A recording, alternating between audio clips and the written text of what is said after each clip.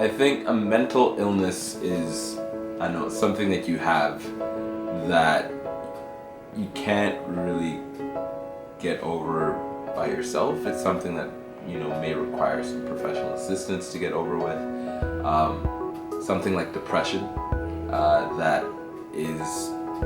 deals with like how your brain is wired and how your brain is worked, that kind of prevents you from living a happy life, so to speak. It's something, it has to do with how your brain is wired and how your brain is worked. I think it's surrounded by a lot of stigma. I think it's something like having a cold, but it's not as visible.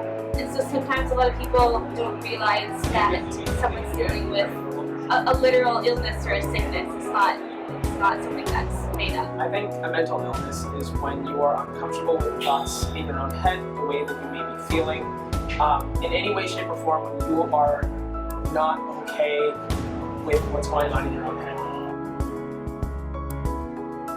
To have poor mental health, in my opinion, is due to neglect. It's due to not taking care of yourself and not taking care of your mental health, to the point where you're not functioning the way you should. Mental health, your mental health is something that you work at, it's something that you maintain just as much as you maintain your physical health by going to the gym. There are things you can do, proactive steps that you can take to make sure that your mental health is as good as it needs to be. So I think having poor mental health is seeing a reality that's not necessarily what's really happening, and that's often taken in sort of a negative way. Go back to my first answer, and I think that mental illness is a subset of mental health, where a mental illness is a diagnosed or chronic condition where this person cannot avoid having poor mental health. Mental health, on the other hand, is something that we all should be taken care of, whereas your mental health is how you feel day to day. Are you okay with how you're feeling, the thoughts that are going through your head? And poor mental health, again, going back to my answer for mental illness, is that when you don't feel okay being there. I find that whenever I'm in a rut, or even when I'm in a happy place, really, I get so much joy from just talking to other people.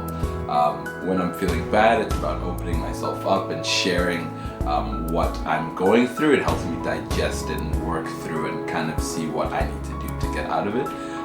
When I'm having a great time, just sharing that with people, and just perpetuating that happiness and that joy that I feel. Just talking to other people, spending time with other people, and really opening myself up to other people is something that I found that really helps my mental health. I eat ice cream. I love ice cream so much. You sit down the whole bowl of it, you like half is off in 15 minutes. Like you don't feel great afterwards, but like if you think about it, you're like, this is the best thing that I've done. My self-care really revolves around journaling. I like to write down the thoughts that I have from day to day and compare how I was feeling yesterday to how I was feeling today. That helps me keep track of my feelings. Also, being an ambivert means that sometimes I like being alone, sometimes I like being around people, and I need to gauge how I feel or what side of the line I'm on any given day, and sort of tailor that.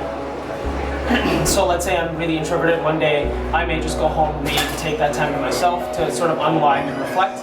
Whereas if I'm feeling very extroverted one day and I'm having poor mental health, I'll get my loved ones, my close friends, my family around me, and I'll talk about how I'm feeling, why I'm feeling that way. My support systems are different depending on what it is.